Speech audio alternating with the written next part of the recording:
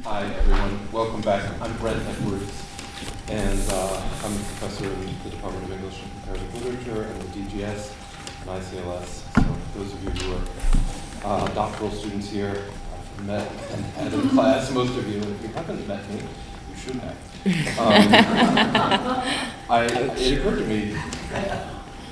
It occurred to me that I hadn't been thinking about myself this way, but as some people know, I did my PhD at Columbia, and I finished just as Ben Baer was starting. So I guess my role, or what I represent in this room, is the just missing out on ICLS. I finished just as my department, as English and Comp Lit, was going into receivership. That was the main feature of the Columbia landscape that I was focused on. But I found interdisciplinary possibilities. I took classes with Pat Williams and Kendall Thomas in the law school. I worked with Julia Kristeva and Louise Condé in French. But they were all ad hoc. It was all me going and knocking on Pat Williams's door and her saying, "You're in what department?" So I didn't have the institutionalization and the kind of questions, difficult questions, but it's nice to be able to have a space to ask the questions as someone from an era where we didn't have anywhere even to channel those desires. It seems to me, two other things. One is one of the great pleasures of being a professor, I'm sure this will be a cliche to many people in the room, is seeing your students become your colleagues. And so this is a really nice, I want to thank the graduate student organizers who put this format together. It's a really nice format to have multiple generations of the ICLS experience or the ICLS community in dialogue, because it really stages that for me. The other thing I wanted to say about it is, listening to the previous panel, I was thinking, listening to the so-called pedagogy panel, wait a second, this pedagogy, what am I going to say about politics? What is this if not politics? All we were talking about for the past 2 hours was politics. And one of the things that is special about ICLS is the foregrounding of the question of the political, not a particular stance or orientation or tendency, but the question of the political. One way that I put it, really in shorthand, and we'd have to talk at much greater length about it to think this through, is that it seems to me that the "and" that a number of people yesterday and today have been mentioning between conflict and society, the "and" translates the political. It's the "and" that inserts a persistent question of the political at the hinge between interdisciplinarity and comparativism. That's a complicated idea, but I actually think that's what ICLS does. In other words, the political is asked as a question at the interface between method on the one hand and scope and scale on the other. And it's something about asking about the political there that makes ICLS so exciting to me.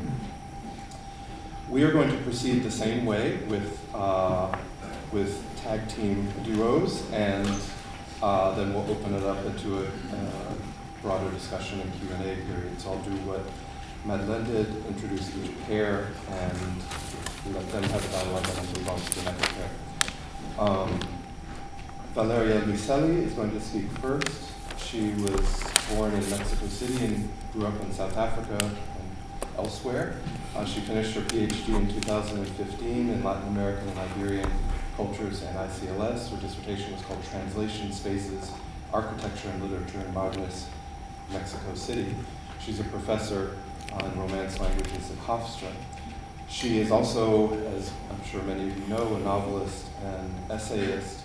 She's the author of 2 novels, the 2015 La Historia de mis Dientes, The Story of My Teeth, is a translation, and the 2011 Los Ingrávidos, poorly translated title as Faces in the Crowd, that might be discussed at great length.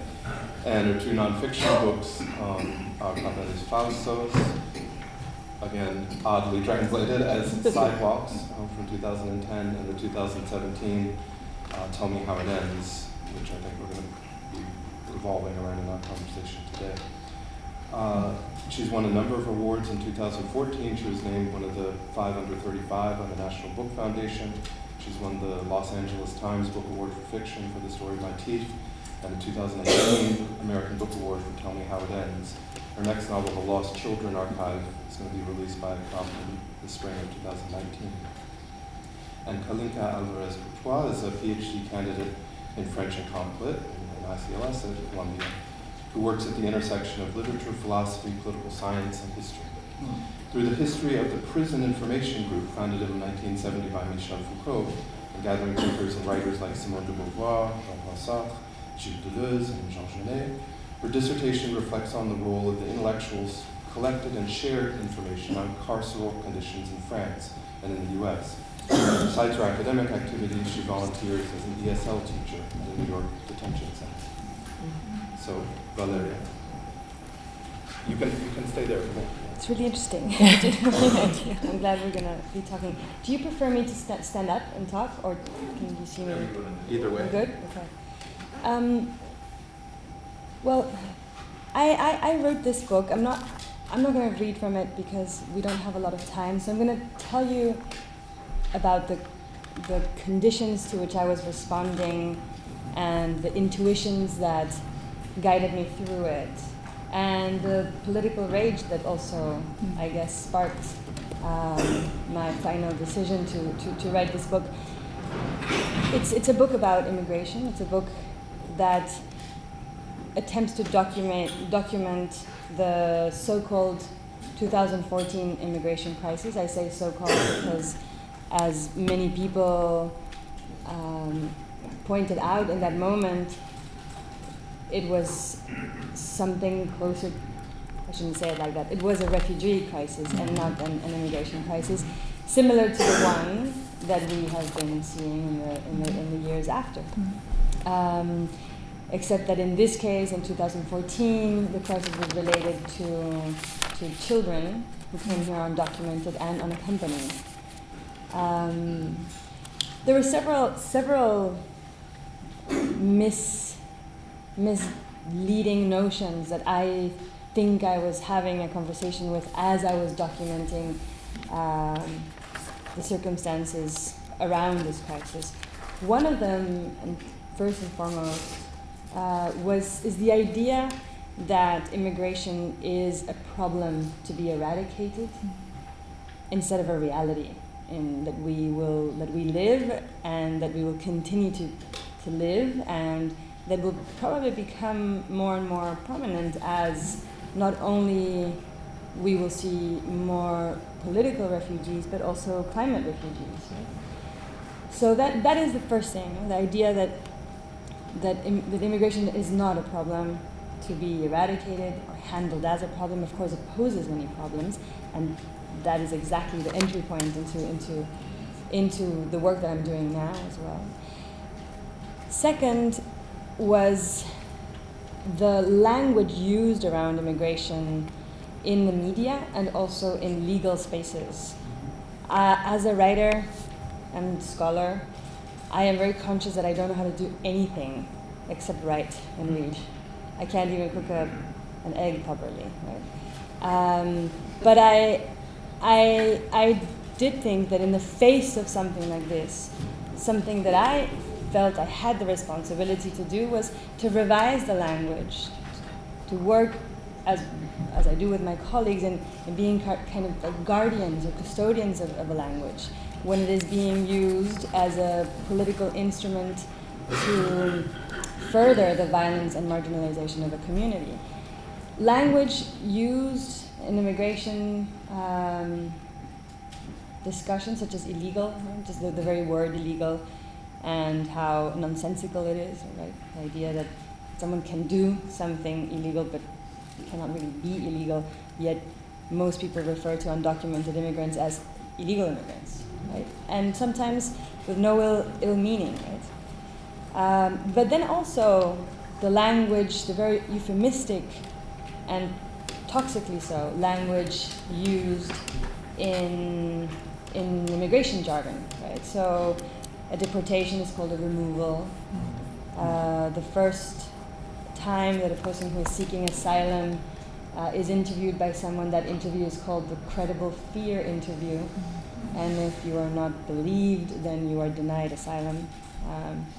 somehow there's already a bit of a criminalization in the name Credible Fear Interview, right?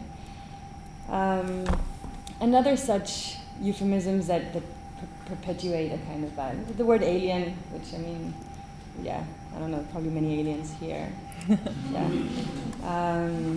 But then the things, the hyphenated alienship, right? So the removable aliens, the resident aliens, and so on and so forth. So the other part of this book was an attempt to revise the language around immigration.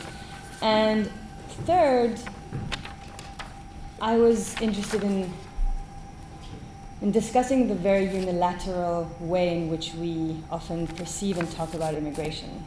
This is probably related to the idea of immigration as a problem. That is, we speak about immigration as a coming, or a flooding, or sometimes something out of control, something that comes from outside, right? There's a notion that it's something from outside that is kind of, in this administration, the language is pouring into, right? But even before this administration, and by the way, this book was written during the Obama administration, not the Trump administration, there is very little discussion. I'm not talking about academic spaces where discussion has more layers, but the places in which I move have more to do with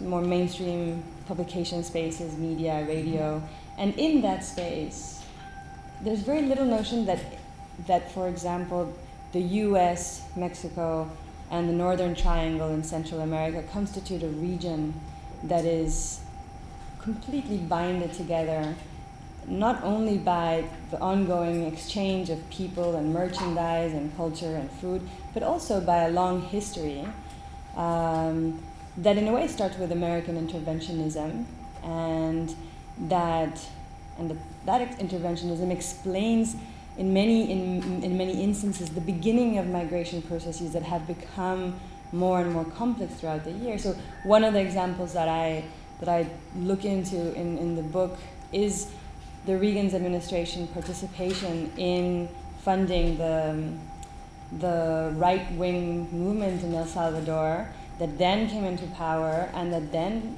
massacred a large part of the population and then forced another 1/5 of the population to seek refuge elsewhere. That same population, a part of it was taken in by the US. Sorry, we fucked up. Yes, we'll receive some of you. And it was within the Salvadoran community that ended up in LA that what we now know as the MS-13 was born. It doesn't even make sense to say a local gang. It's a gang that is a product of this interaction between countries. So those are the three. Well, and I mean, I guess you know, but in case you don't, fundamentally most undocumented children that arrive in the U.S. seeking asylum or other forms of immigration relief come here as a result of constant persecution and death threats of gangs, fundamentally the MS-13, but also Barrio 18. There's a long history of how that became an unlivable, unbearable situation and how the Mara became so powerful. I don't think I have time to go into that right now. So in 2014, this crisis was declared. The crisis was declared on the basis of the institutional incapacity to deal with such a surge, rather than the circumstances in which the children were and the circumstances that they were fleeing. There was a huge number. Oh, stop. All right, that's it. Can I say one last sentence? Like, what I'm working, if I had to write this book again, and the kind of work that I'm focusing on now has to do with understanding the relationship between immigration and mass incarceration, and thinking of immigration jails as part of the same industrial prison complex that exists in America. And I'm working currently in a detention center, giving a creative writing workshop, and trying to find ways to understand how the children in there can denounce the conditions under which they live without putting them in danger. So I'm working with people in theater. I'm not going to write about any of this or publish it in media. I'm kind of using oral ways of circulation of information so that no one can really be held accountable, or so especially that the kids cannot be held accountable for anything they say or write.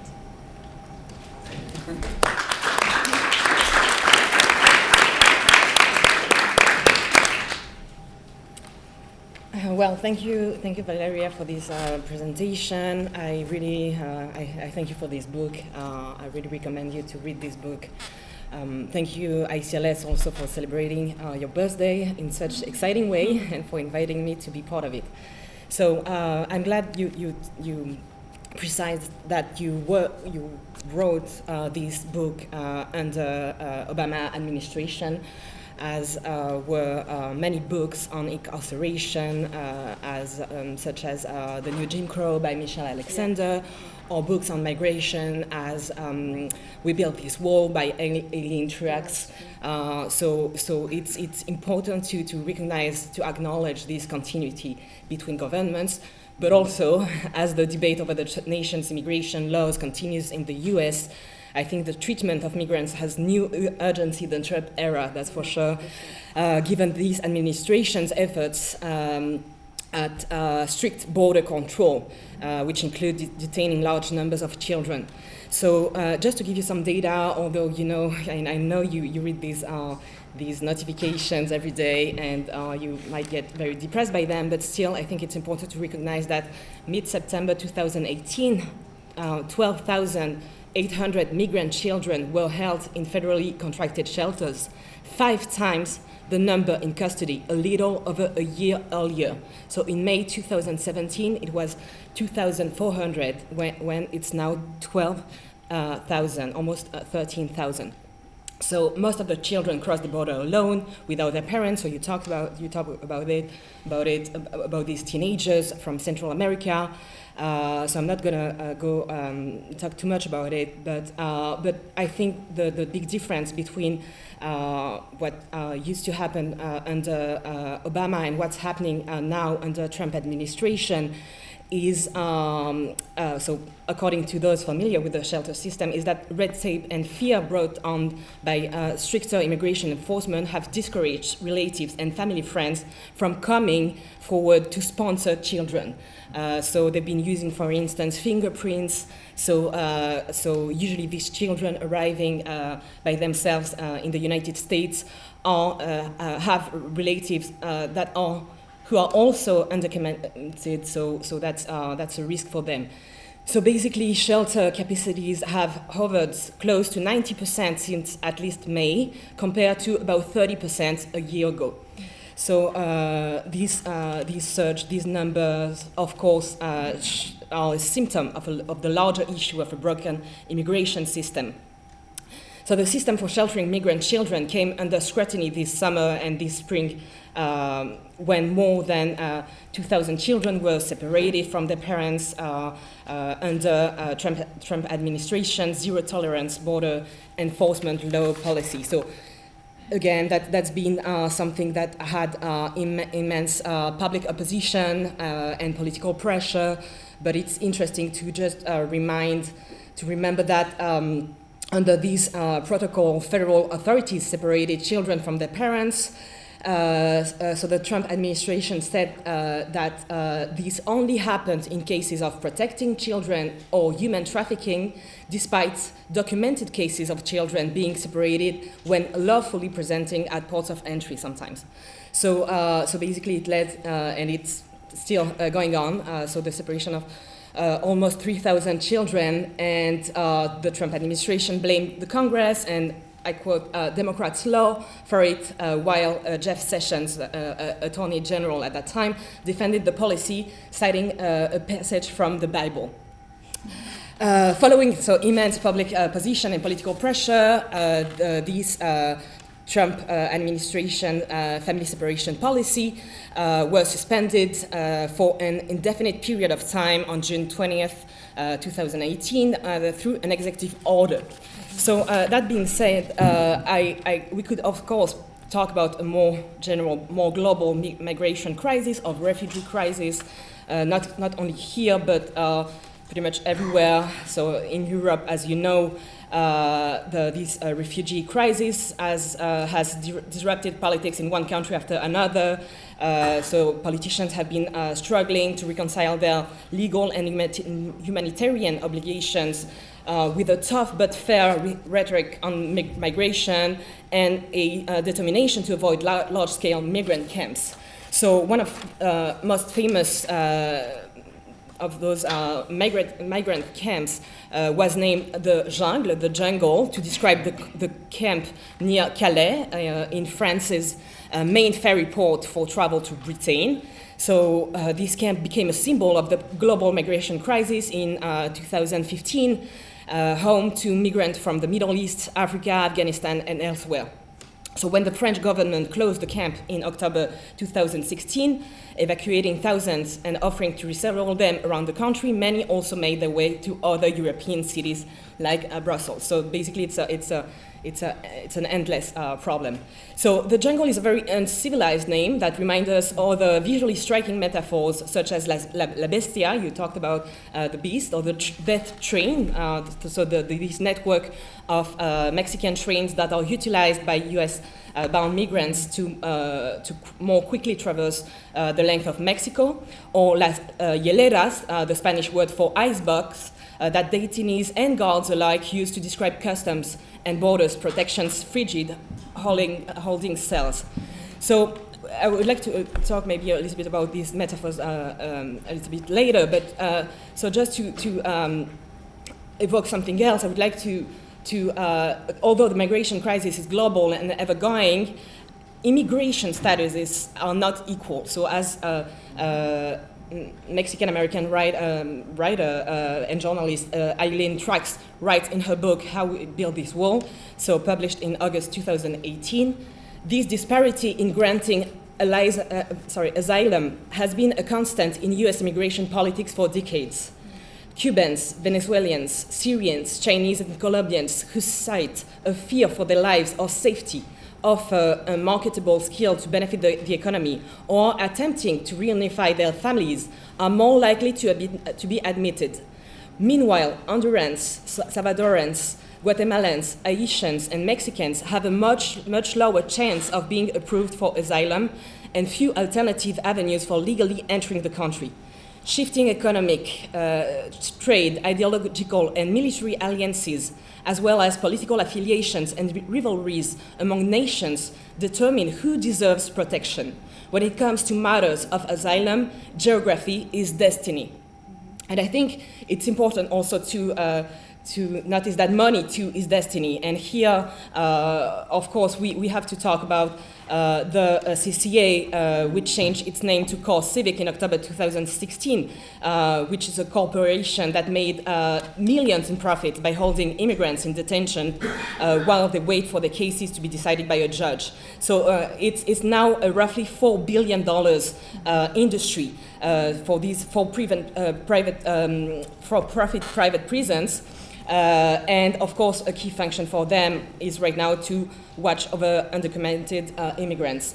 So yes, I could talk about it for hours, and I know we don't have them. But just to kind of open the conversation, maybe I think I really much liked this comment about politics being and comparative literature most likely being in these ends, because I think here the questions I would like to raise is like, what are language and identity for you, Valeria, in writing this book, but also in the labels we use when qualifying these either seekers of asylum or refugees or immigrants or illegal aliens? I mean, how to define those? And also, what's the role of literature in these conversations? Literature and humanities, I think, and literature and journalism. I mean, I think your book has been bringing, and literature can bring something else, something that journalism cannot bring. I mean, I've been reading an interview, I think a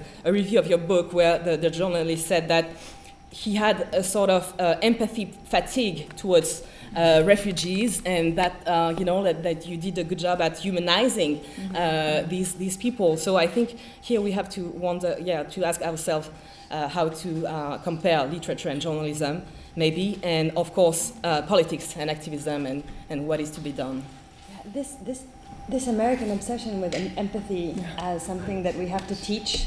I don't get it. I don't get it. I just don't get it. Like, we are human beings. We feel empathy. That's it. No, like, I don't know. Maybe some less than others. Okay, but I react very badly to when like someone asks me about the sort of empathy and how do we empathize and bringing something closer and how can we make this text a bit more, that's even worse. Relatable. Relatable. Oh my God. No. Yes. Relatable. No, I mean, a text is interesting insofar as it shows us some kind of otherness that then we can be carried towards, right? In a kind of translation mode way. Okay, so you kind of triggered me with the empathy thing, but you asked something more important about language. We're going to do. We're going to continue. Oh, okay. I'm not supposed to answer? No, wait. Oh, okay. At the end. Okay, sorry. You'll get to You'll be answer. able to talk. Oh, okay. Just follow the Well, rules. it's Le chrono. Ouais, merci. You will get to answer, but we're going to do the pairing first and then come back and open Okay, it up. thank you. Hopefully there will be some conversations among or across. So our next pairing is Olivia Harrison. Is an associate professor in French and Italian and comparative literature at USC. She did her PhD here in French and ICLS finished in 2010.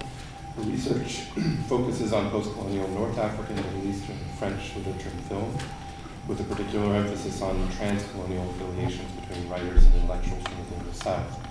She's the author of Transcolonial Maghreb, Imagining Palestine in the Era of Decolonization, that was published in 2016, and the co-editor with Teresa Villa-Ignacio of Souffle en Face, a critical anthology from the Moroccan Journal of Culture and Politics. It was also published in 2016. She's working on two book projects now, one called Banlieue Palestine, Indigenous Critique in Post-Colonial France and the Palestinian Question in Contemporary France, and the other on the recuperation of anti-racism by the French alt-right. Her respondent, her talk will be, is it still going to be called Whither Anti-Colonialism? Yes. So that's the title of her talk for today. Her respondent will be Fatima Zahre-Kouira, who's a doctoral candidate in NISAS and ICLS. She holds degrees in political science, law, and international relations from Sciences Po in France and from here at Columbia. Her work focuses on intellectual history, the epistemological ruptures in the making of modernity in the Maghreb, and Judeo-Islamic syncretism in Morocco. Olivia. Thank you, and I want to join my colleagues and everyone in a chorus of thanks to the organizers, and in particular to Sarah Monks, who also made it possible for both Arna and I to accept this invitation. Our children are currently with her daughter. So I'm going to read this just to keep the time, but I have so many thoughts, in particular in relation to what was just shared with us, and also in the question of institution, and in particular the question of perhaps as a provocation what institutions allow us to do, and in particular in the questions of censorship and self-censorship, which are, as we know, increasingly problematic. So I'm going to read this, just again in the interest of time. Is the post-colonial passé? I'm paraphrasing something Bruce Robbins said in class in the fall of 2004. I was in my second year taking the required Introduction to Comparative Literature and Society seminar with Bruce and Hamid Abashi. We had just read those seminal early critiques of post-colonial studies by Aidis Ahmad, Arif Dierlik, and McClintock and Ella Shohat. I can't remember Bruce's exact words, but the gist of his question was the following. Do we still need the post-colonial, given the limits, pitfalls, and even dangers of the term? The question irritated me deeply, and it stuck, as irritating questions often do. Of course the post-colonial matters, I cried out to myself, and I skipped a whole part as to why I came to Columbia to do the post-colonial. Of course the post-colonial matters. Bruce noticed my disarray and patiently translated my incoherent response for the benefit of the class. If I remember correctly, the term he used was lens. Post-colonial studies remain an indispensable lens to address the vestiges of colonial rule in the present. As a field, post-colonial studies may be compromised by its location in the heart of empire, But, or therefore, we cannot afford to dispense with the critique it enables. We are not done with the colonial. If I'd been able to articulate my thoughts more clearly, I would have said, in response to McClintock's and Shohat's critiques of prepositional time and the teleological lure of the post, that the post in postcolonial is performative and transitive, rather than temporal or empirical. The present is post-colonial in the sense that it is the staging ground for the colonial past and its current permutations. Today, I would go further, or perhaps back, to recuperate the adversarial terms of anti-colonial theory, back to Aimé Césaire, Frantz Fanon, and even Edward Said, whose primary target always included contemporary forms of imperialism, and who remained skeptical at best of the term used to describe the field he helped launch. It's not just that we're living in the wake of colonialism with the ghost of the colonial past. The past is present, yes, but the present is also part of the longue durée history of colonialism, a temporal stretching and formal plasticity captured in Anne Stoller's notion of duress, the recursive analytics that connect imperial formations across time and space. And ICLS is really what has helped me think about the presentness of the past and the pastness of the present. So Palestine has been the site, the topos perhaps, that has allowed me to think through the recursivities of empire. Not only the ongoing colonization of Palestine, of course, but Palestine as a lens that makes legible other colonial sites, including the French banlieue, the streets of Cairo, Black America, and Standing Rock. I'm not sure post-colonial is capacious enough to account for the impossible forms of identification found in Abdelatif Labi's poem, We Are All Palestinian Refugees, in Jean Genet's memoir of life and death with the Black Panthers and the Palestinian Feda'in, or in the lyrics of French rappers of La Génération Palestine. To say that these texts are post-colonial seems both anachronistic and hors sujet, off topic, a case of imposing theory on texts. It also takes away their bite. What these texts share, beyond their very real differences, is a common investment in understanding, exposing, and critiquing the colonial condition in Palestine, Israel, the Maghreb, post-colonial France, and beyond. They are all, in some form, anti-colonial texts. In my first book on Maghrebi writings about Palestine, I advocated for a transcolonial approach to post-colonial literature, one that might account for transversal connections across imperial formations. And I took the term transcolonial, of course, from Françoise Lyonnais and Chouméchi. One thing I found and still find attractive about the transcolonial is that it triangulates the vertical colonizer-colonized axis. Methodologically speaking, it is a decolonial practice, a way of thinking otherwise, penser autre in Khatibi's terms. The transcolonial also scrambles the positions of representative and represented. Who is representing whom when an Algerian manual laborer plays the part of a Palestinian or an Israeli in Katab Yassin's Mohamed Prend ta valise, a play by Katab Yassin, or when French-Algerian playwright Mohamed Rouabi casts a Martinican woman in the role of a Black American gospel singer. I'm referring to Vive la France, Long Live France. At the same time, I do wonder if the transcolonial adequately captures the adversarial staging of anti-colonialism in these plays, or sufficiently addresses the pitfalls of post-colonialism. How can we account for catachristic articulations of anti-colonialism across colonial and post-colonial identities without usurping the place of the colonized other? So here I'm kind of moving from my work in the dissertation and first book and second book to this third book project on the recuperation of the minority positions. This question of representation, and maybe also relating it to class. What was the term you used? Class. Sort of identification with another class. Yeah. Okay, I'm just going to take a swig of water. The question of representation has become particularly nagging of late. It's not just that first world post-colonial critics are speaking for the colonized. First world ethno-nationalist activists are doing it too. And here we're also coming back to this question of language. So let me overstate my case for the sake of argument. Forgotten by post-colonialists, anti-colonialism has been resurrected by the alt-right. And by the way, I missed a panel on the alt-right a few days ago, which I'm very sorry to have missed. And so here I'm also thinking about how ICLS is helping me to think about the ways that the world has changed, as Ben reminded us. For me, ICLS has been helping me to think those changes through. So to give you a kind of example, or a couple of examples. So in 1986, Farida Belgoul, known as the face of the Beur movement, published a novel narrated by a 7-year-old girl who rejects the racialized identity Arabe and adopts another racial slur instead. She's called Peau Rouge, red skin, and she adopts that identity. A classic account of racism and transcolonial identification, Georgette was largely forgotten until its rediscovery in 2013 by an alt-right polemicist, Alain Soral, ring a bell, who reprinted the novel in his press, Contre-Culture, and the logo of Contre-Culture is an inverted K, so it's very fascistic, alongside books on Jewish and Masonic conspiracies. You might be wondering why an alt-right activist would promote a Beur novel written by a leader of the anti-racist movement in post-colonial France, as I did. So it helps that Bellegoule has become a crusader against gender theory, so-called, and the LGBT and Jewish lobbies in France. She's now a darling of the conservative and alternative right. But that's not the only explanation. In his promotional video for the novel, Sorel manages to sell Georgette as a cautionary tale against immigration, not only for the host society, and you get plenty of material in the video, sort of images of dark-skinned Africans protesting in Paris, so not only for the host society, but also for from the perspective of the immigrant, sort of relating to the immigrant, whose life in exile is one of uninterrupted suffering that can only be assuaged, he implies, by death. And reality catches up with her, is how he puts it on the back cover of this book, which in fact ends with the death of the protagonist. Ortig Jean Raspai's 1973 novel, The Camp of the Saints, as many of you know, I'm sure, required reading for followers of Marine Le Pen and Steve Bannon. Faced with the sudden arrival of 1 million migrants, a commentator bemoans the extreme, this is a quote, the extreme vulnerability of the white race and its tragic status as a minority.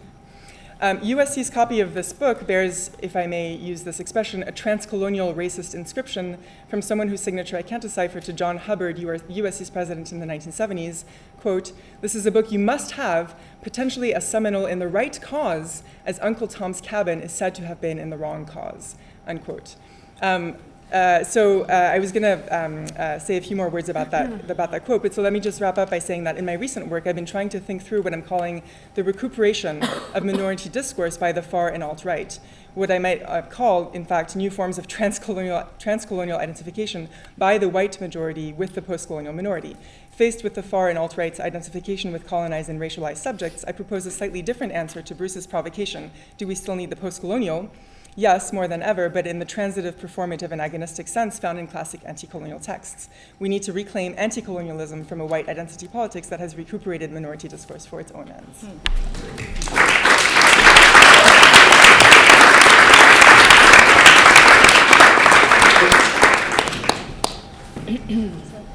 I have to say, I'm very humbled by this opportunity to exchange with you, Olivia. Coincidentally, I'm very humbled by this opportunity to exchange with you, Olivia. Coincidentally, my ICLS class, my introduction to ICLS taught by Bruno, was also the first time I encountered your work.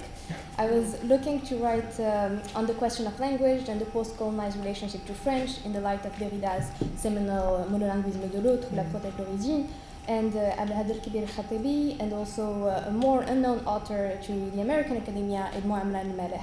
And I started looking at what has been written in English on Edmond Amran Meleh, and I came across the work of a professor who has just joined then the ICLS faculty, the Ochberg, and your work. And I remember being completely astonished by your work, to the point that it actually made me completely change topic, because I thought that you had addressed the question so accurately and poignantly that there was nothing I needed to add. So I don't know why ICLS keeps taking the same students, obviously.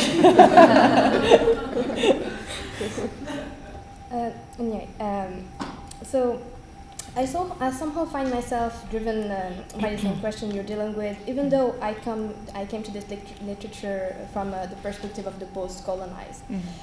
In the light of the post-independence disillusion, in the post-colony, many opted for radical disidentification, different than the one you described.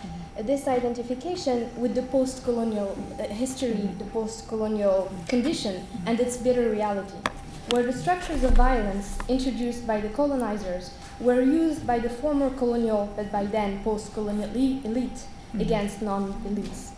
The scale of the post-colonial trauma was such that it resulted in a selective amnesia that made us forget that the colonial genealogies of the violences at place. As a result, Europe, or the metropole, or the post-metropole, became once again the site of all desires and the matrix of the imaginaries of a better future. We are far away from the injunction Fanon leaves us with in The Wretch of the Earth. Let us waste no time in sterile litanies and nauseating mimicries. Leave this Europe, where they're never done talking of men, yet murder men everywhere they find them, at the corner of every one of their own streets and in all the corners of the globe. Basically, what I'm trying to say is that colonialism and capitalism reconfigurated desire, in the colony and introduced a new economy of desire, which persistence beyond the end of the formal colonization was not acknowledged for by the decolonial movement. The colonizer, his lifestyle, and its power structure and his power structures continued to be the object of envy and admiration, and thus mimicry from the colonized, which explained their reinvestment by the native in the post-colony. Hence, your invitation to think in terms of anti-colonialism resonates deeply, also in light of this other dimension, and the persistence of the colonial structures of desires and their tangible effects. So I want to start by reflecting on the direction you point us to of whither anti-colonialism, and it made me think that taking this avenue of thought, our first stop would necessarily have to be the anti-colonial discourse and practices and project of decolonization. Such an examination would hopefully make us avoid falling into the same trope, or at least think twice before doing so.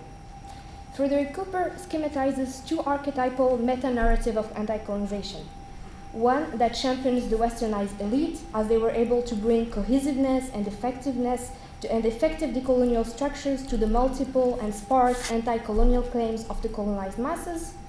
And the second, the revolutionary one, or Fanon's anti-colonialism, which relied on the masses of peasants and workers to carry the struggle to a regenerative violence.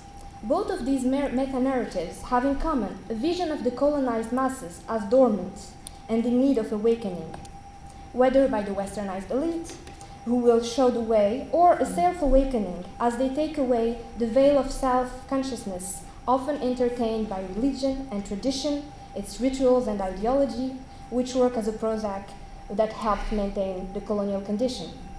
Both of these anti-colonialism share the same colonial suspicion toward the pre-colonial past and tradition, as well as its governmental lure of a messianic future.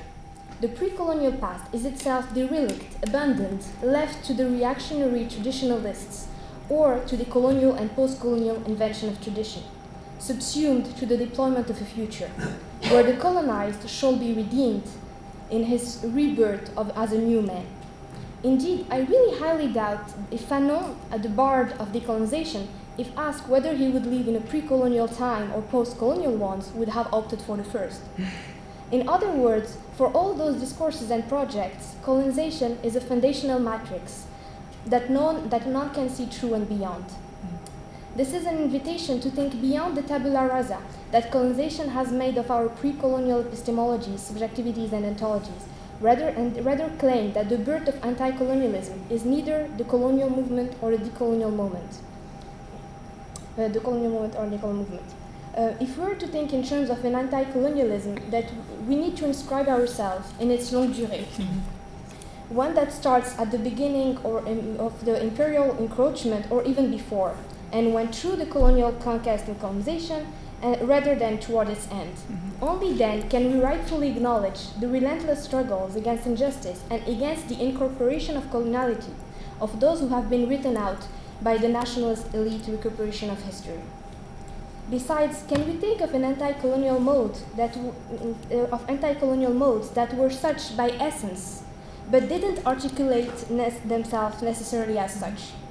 What kind of anti-colonialism took place that was not bounded by the dialectic of the Enlightenment, by a circumscribed understanding of revolutionary politics, or even comprised within the field of discursivity? And if we were to account for such a possibility, the question would become, how was it articulated, in what terms and in what sphere? Is this form of resistance that stands in a distant system of thought and being altogether even decipherable, even audible to us? Is our ear even attuned to hear the voices of those less vocal resistances? Is our being even equipped to delve into their silences? Can we think of a more inclusive history of anti-colonialism?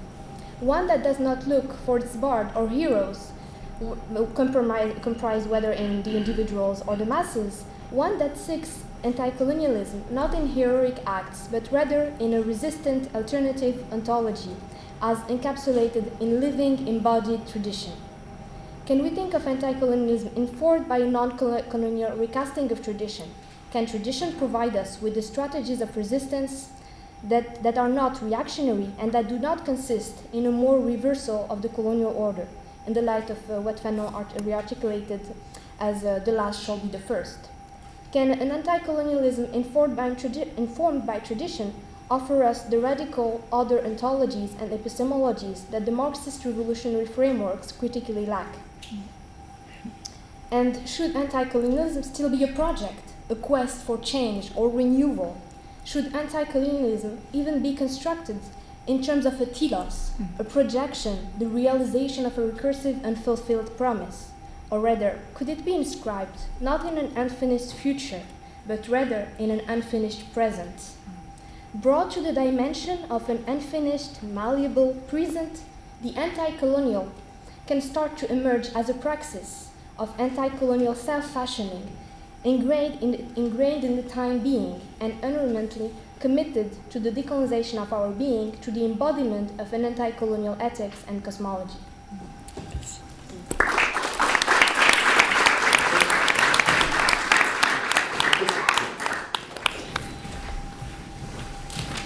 All right, and our last pairing, our first speaker is Diana Martinez, is going to be talking on teaching architecture history in the age of precarity.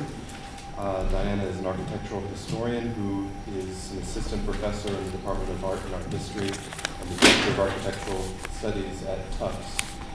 She finished her PhD in ICLS in architecture in 2016 with a dissertation titled Concrete Colonialism, Architecture, Urbanism, Infrastructure, and the American Colonial Project in the Philippines. Prior to teaching at Tufts, she also taught at Cornell, Pratt, Barnard, and the Columbia Graduate School of Architecture, Planning, and Preservation. And she's also a practicing architect. She's practiced in San Francisco, Manila, and New York. Her respondent will be Harlan Chambers, who is a PhD student in ELAC, in East Asian Languages and Cultures, and ICLS. He earned, before starting his degree here, a licence in Chinese Language and Civilization at the Institut National des Langues et Civilisations Orientales, as well as an MA in Asian Culture and Languages from the University of Texas, Austin. He's interested broadly in international engagements between thinkers in China, Japan, and Soviet Russia as they grasped toward a common project of realizing a new society over the course of the 20th century. His dissertation research focuses on the emergence of the commune within revolutionary China's cultural imagination of the 1950s. Diana? Okay, so like Ginger, I also changed my title. Oh, sorry. That's okay. It's just very about relevance, teaching architecture history in the age of Black Lives Matter. I was sort of trying to pick what political angle I wanted to take. In any case, I started thinking very seriously about the prompt, about the conditions of research and how has it changed. And ultimately, I realized that really exposing the conditions of research is what I do. And that is sort of my MO in teaching. One thing I wanted to show. So I teach at Tufts University, and the university has this sort of dubious distinction of being one of only 33 universities where the number of students hailing from the top 1% outnumbers the number of students hailing from the bottom 60%. And that I would call that a serious condition of research and of teaching. You can see Tufts is number 10 there. Despite this, or I don't know if this is a despite, I would say that the student body at Tufts is one of the most politicized I've encountered as an instructor. There are, even though I went to UC Berkeley, there are protests regularly. And here are Tufts students in a protest stage in support of the unionization of Tufts cafeteria workers. So it is in this context that I want to present how I'm rethinking a particular course that I'm teaching. It's a sort of well-loved course at Tufts. I'm taught at the institution for more than 40 years. It's called Boston Architecture and Urbanism. So this is a course that has in the past been taught on a connoisseurship model, a sort of last bastion for antiquarians.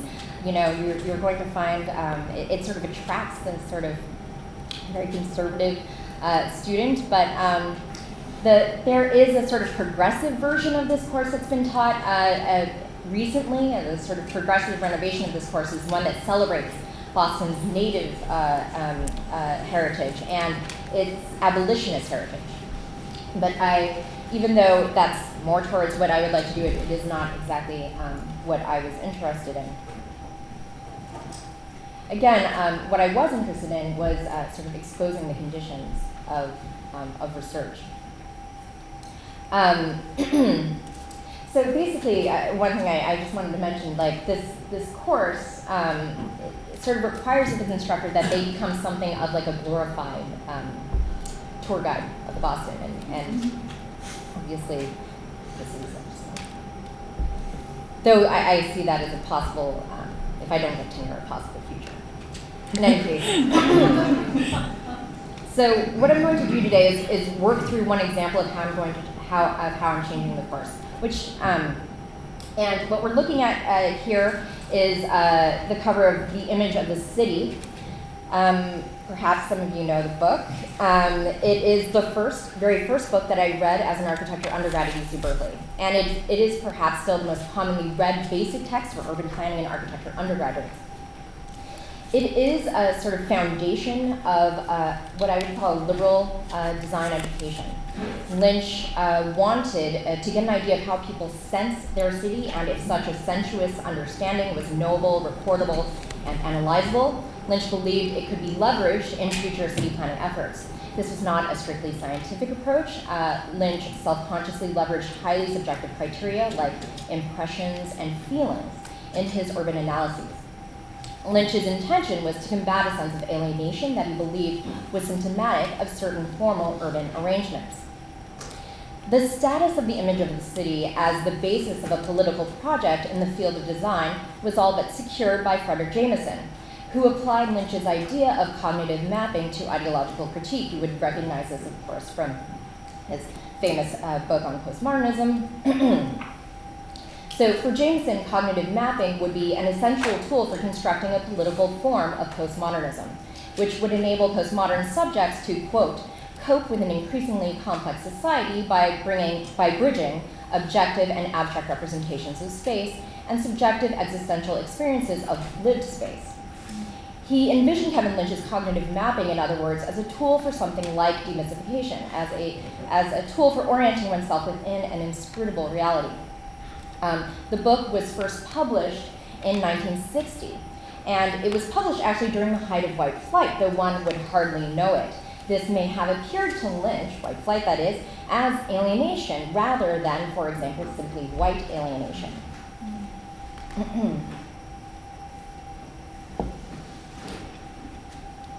So Lynch first undertook his research for this project at MIT, and he began by mapping the city around him. I really should have had a larger image of the top image, because that is what Boston looks like from across the Charles River, where MIT is. And in many ways, it is this very image of Boston that inspired Lynch's work. This image includes, for example, Charles Bulfinch's gold-leafed Capitol Dome, the tree-lined Commonwealth Avenue, H.H. Richardson's Trinity Church, all mapped in his research here. And he used these buildings and imputed them into a new, supposedly humanistic system of values. They became legible signs, a system of legible signs that were supposed to orient people, alienated subjects of the city.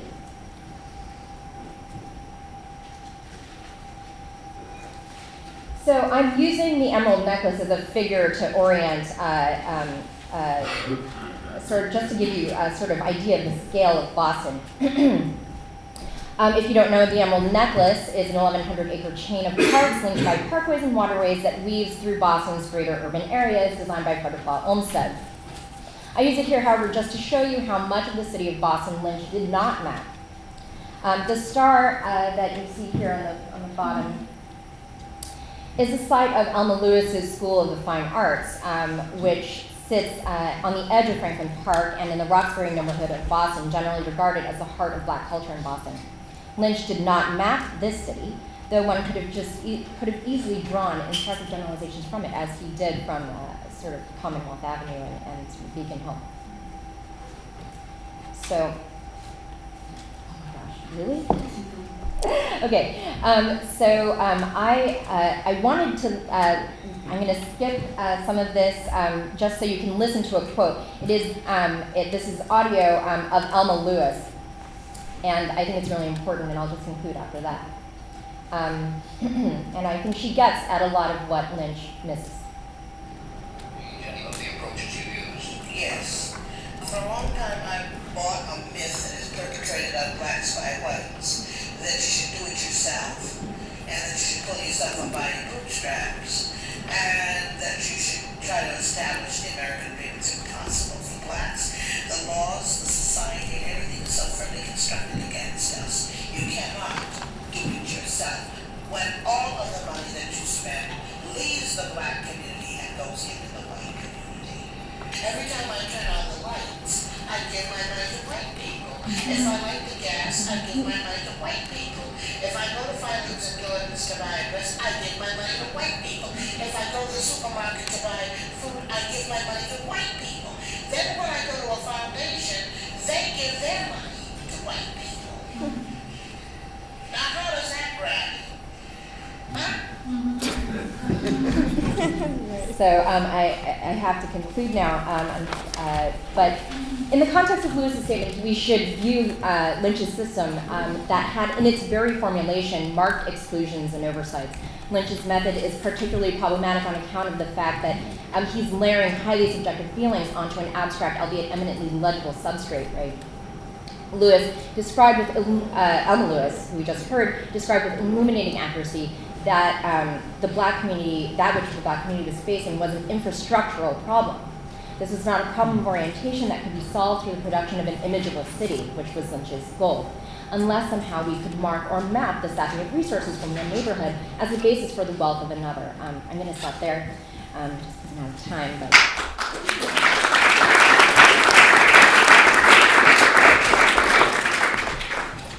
Thank you so much to the organizers for all of your work today. I'm going to respond by pulling together some threads, not just from the presentation, but from our correspondence over the last few weeks in preparation. So, of course, this is an invitation to think about pedagogy again, not just politics, but together, which I'd like to take up, and think of this as a foregrounding of pedagogical practice as a question or a problem for how we think of conditions of research and of our disciplines, as well as our own positions in the academy. So I hope you don't mind if I begin by responding to some questions you were going toward in your presentation, but were more in your abstract. There you note that your institution's student population is disproportionately from the 1%, and, quote, ironically, the student body is amongst the most politicized I have yet encountered, and when pressed, seem to understand both their own privilege and the exigencies of income inequality, quote. And then you raise two very interesting questions. One, have these students not yet translated their political consciousness into action? And two, is this a failure of the academy to produce transformative effects? To the first question, which has this gap between political consciousness and action, I would ask the following. Is there not a particular form of political awareness that at once acknowledges the need for political transformation and yet somehow stops short of acting? Rather than cleaving too neat a divide here between political thinking and action, couldn't we also understand action, or stopping short, withholding action, as itself an extension or articulation of a certain kind of political thinking? And I'm absolutely not suggesting here that we conflate somehow theory with practice and flatten all distinctions, but at the same time I'm concerned about marking a categorical distinction between the two. And this may be a fault of my own background in Chinese Revolution and be a bit Maoist, but I cannot resist proposing here a dialectical relationship between political thinking and practice, such that the thoughts and actions of the students you describe might be understood in a mutual tension. And with this in mind, I would then move to the second question you raised, whether this is a failure of the academy to produce transformative effects.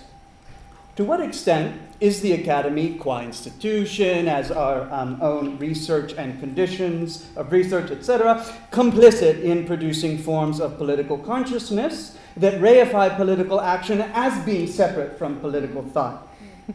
Alternatively, how could our pedagogy engage political thought as productive of political practice? And then, of course, to flip the question around, how are political practices themselves productive of thought? What resources do practices like the international Occupy movement, I could go on forever, what do they offer for how we theorize, how we think about laying claim to urban space, to resisting privatization, etc.? So, having laid out some of these basic concerns, I'd like to then turn to the presentation, where you begin by challenging Lynch's image of the city and its proposed method of cognitive mapping. In your later discussion of Elma Lewis, you argue that Lynch's proposed method focuses on a problem of complexity, without thinking what you described in our exchange as a problem of distance, or here in your presentation, a problem of infrastructure. That which separates Elma Lewis from what you call the right to the city. I give my money to white people. Okay, I found this problem of distance with Elma Lewis productive for thinking through the emphasis in, or against, if you want, Lynch's textbook, because it really focuses, it talks about all kinds of senses, emotion, but it's really focused on visuality. Lynch's work thinks through the city as a visual structure. One views the city, maps the city cognitively, but one is not really in a contingent relationship with the city or those who live in the city in his book.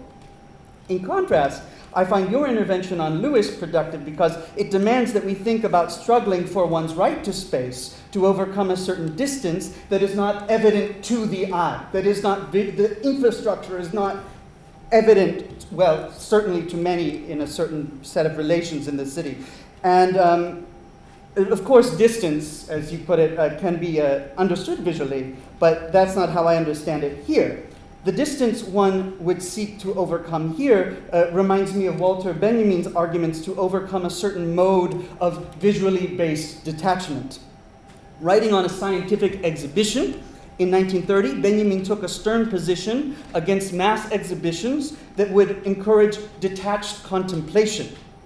At the start of his essay, he asks, "What is the task of a real effective mass demonstration?" And his answer is we should turn to the techniques of traveling salesmen, who always depart from the principle that you must at all costs prevent people from waxing contemplative, from engaging in detached observation. Real presentation banishes contemplation.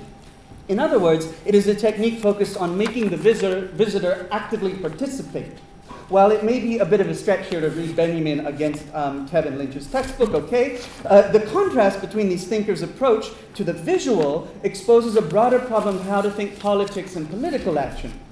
For Lynch, the city is withheld from those who cannot see it, cannot cognitively map it due to this visual complexity. For Benjamin, on the other hand, visual should be a realm of traps, surprises, reversals that engage the viewer, pull them out of detachment, and actively involve them with the demonstration. In this way, the optic is a realm Benjamin wants to actively manipulate to complicate in order to pull viewers into a process of becoming actors. So coming back to the city, how can it be viewed in ways that demand action? How can our own pedagogical practices in architecture, history, or elsewhere banish contemplation, the kind of political thought that allows us to examine problems, whilst ultimately consigning action to a categorically distinct sphere of activity? Oh, that's just activism. And so as a final thought, I want to note that we may not even have to venture far from the academy into the city, so to speak, to grasp the stakes of these problems. Your original title for this talk, Teaching Architecture History in the Age of Precarity, calls to mind how our academic institutions are themselves increasingly sites of the production of precarity. While Columbia University's anti-democratic illegal suppression of the graduate union provides an obvious example, I would also like to point out to the long-term systemic efforts of schools like Columbia to snuff out their extant union positions within its staff, its facility services, who do the work of maintaining our grounds and running our administration, to say nothing of the expansion into West Harlem, the industrialish expansion, which involved the displacement of 5,000 residents, etc., etc. So the production of precarity is not merely an object of study for us in the academy, but has been internalized as part of our logic. And as such, it is imperative to put acting against this logic at the forefront of our pedagogy and research in how we think and how we act. So, thank you.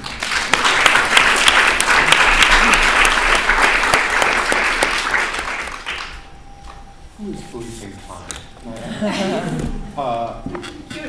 I'm noticing that we're running up against the edge of our allotted slot and that we don't have a built-in break between this panel and the next. I feel like we at least have to go back and allow the alums to respond to the questions that have been presented. So Can we take another 10 minutes? And Okay. then do you mind maybe then just collecting questions? Do you guys at least want to hear questions, even if you can't respond? It's always good. Yeah. It's cutting into your panel, so it's, do you mind? Oh, we'll give a little more. Okay. We'll stretch a little bit. We'll stretch it.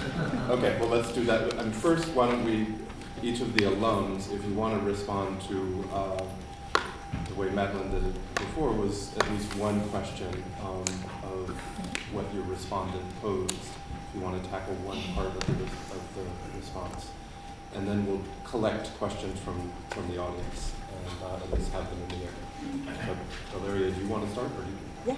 Okay. I'm sorry for answering earlier. I just thought it was rude not to answer. You asked me about language. I'd like to answer in two parts. Language in how language is thought in the book and how it is thought in the context of immigration. One thing that happened, and I'll start with a short anecdote, is that this book was originally a much shorter essay. I am Mexican and I write in Spanish and English, and this is an essay that I wrote originally in English, not in Spanish. But then I gave it to my editors in Mexico and asked them to help me find a place to translate it and publish it in Mexico, a magazine or something. They read it and they said, no, actually we'd like to publish it ourselves in the publishing house, but please you translate it. I said, no, I won't translate it. Then we did it the Mexican way. We negotiated. That means we went to Cantina. They gave me 5 tequilas, and I ended up signing a piece of napkin saying that I will self-translate everything that I dare write in the language of the empire. And anyway, I ended up self-translating this book into Spanish, and I'm so glad I did, because it was there that it became a much more complex essay. It became a kind of meta non-fictional book. I had been writing meta-fictional books without really wanting to forever. Every time the reviews come out, it's meta-fictional, I always try to shy away from that label. But this became a very self-conscious book about the language in it. And I think that what happened was that not only did I start engaging in dialogue with my own linguistic community when I rewrote it in Spanish, and had to include Mexico in the map of what I was looking at and criticizing. But I also came to face with how terminology that is normalized kind of cracks open when you have to translate it, and there's a kind of semantic spill and a kind of dissonance between the words used, their meanings, and their reference, right? So words that are very normal in immigration jargon here, for example, removal proceedings. In Spanish, well, removal is not really a noun, or the term alien, it's also not really a noun. You can say someone ajeno or extraño, which is stranger. Removal is so something becomes strangified. The language becomes strange in translation and therefore problematized. And I was therefore forced to think much more deeply about the language of immigration. So it became an essay that layered that into its own. And then, how long can I, that's it? Okay, out of? 10. For everybody? No, 10 for everybody. Okay, so I think I think you better I'll stop there, yeah. Thank you, Zohra, for these remarks. I very much agree, in fact, with everything you said, but I really like that you brought into dissatisfaction with post-colonial theory, in a way, from the South or from the formerly colonized world, and that's something I want to think about. So before all those 80s critiques, as a maybe more legitimate way or more interesting way to think about the beginning of a kind of critique of post-colonialism. I'm still struggling to think through the question of, can, let's say, resistance discourses be non-teleological or non-dialectical? And I think I struggle with that personally as someone who disidentifies from the other side, and that's something I had cut out from the paper. But I think it's worth pursuing. I struggle with that because right now I'm working on anti-racism, and I'm very committed to the anti. And it's hard to think the anti without thinking the dialectical relationship. So it's maybe a question for another occasion. And if I may just throw in a question that I hope will come up, is that question of, in a way, what institutions can allow. And I was thinking about this also in relation to this, how in a way, I am protected by my institutional affiliation, by tenure, by ICLS, or was permitted by ICLS to do certain kinds of work that is maybe more risky, and you know very well how risky that can be, right, in the Moroccan context. So that's a question that I just wanted to throw up for further discussion.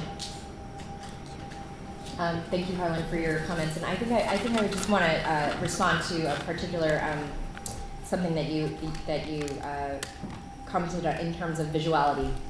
I mean, the reason why I insisted upon Elma Lewis's voice is because it was a sort of, I loved your, I read that you were an actor, so that's the only reason. So I love the sort of the performance of the delivery of your response, and in some ways there was no way I could paraphrase what Elma Lewis said. She delivered it in a way that just absolutely could not be paraphrased, and so so I have been having to think about media. Pouring, and it's interesting because pouring through audio archives is extremely time-consuming, because you can't read it at the pace that you need to read it. You have to listen to the entire thing. But there's been something very important about that to me, a sort of discovery in the research, and really a feeling that I was trying to distance myself from a sort of visual regime that was in many ways instituted by Lynch, and so in any case, that's sort of, I think that's a lot of time for, but that is one of the ideas of that vision. Thank you. Can we collect questions? Okay.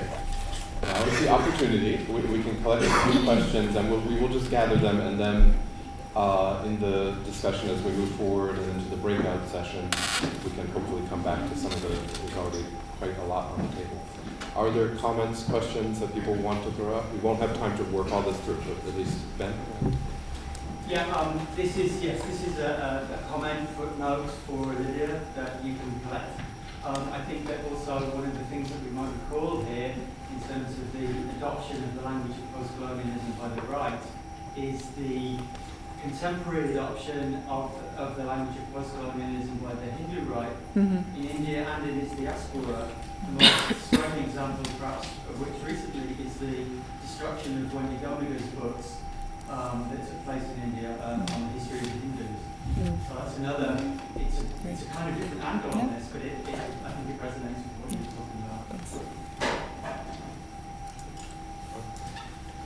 So this is a politics panel. I wanted to ask something a little bit from a political, theoretical point of view.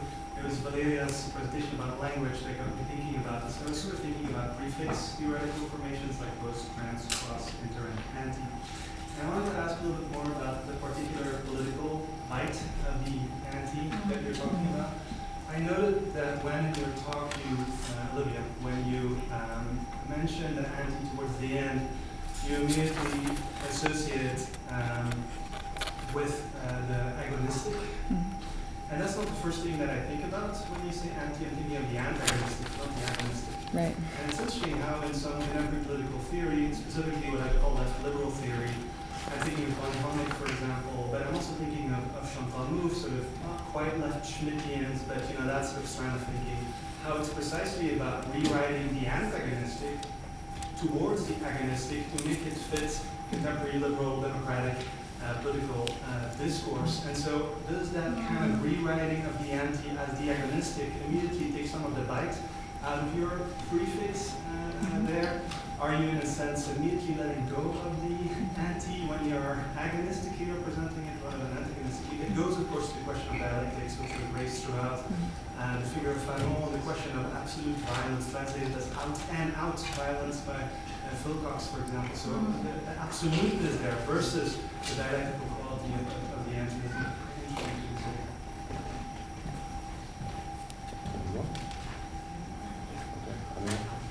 I guess this question is for Valeria and Jalinka, but when you're thinking about translation, not only for a literary product like a book, but actually in your sort of real experience of whether you're working in a prison or working to translate testimonies, what was that experience like if you're comparing it back with everything that you've been told about your translation in ICLS seminars?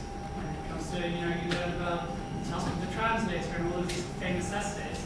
How did that, when you then came to dealing with translation for non-literary purposes, what did you make of that experience? Did you try to reconcile those two different ways of thinking about translation, or was it something different? Yeah. These are all good questions. I will say one thing with one sentence, that it does seem to me that one resonance or echo among the three conversations is what it was Diana called exposing the conditions of research. That meta element that Valeria is talking about, that's what Diana performed for us. And I think of the souffle part of your work. What does it mean to publish the archive of what allows you to think? To make that, to translate that key journal and make it available. There's an element of that that maybe connects this panel to the previous panel.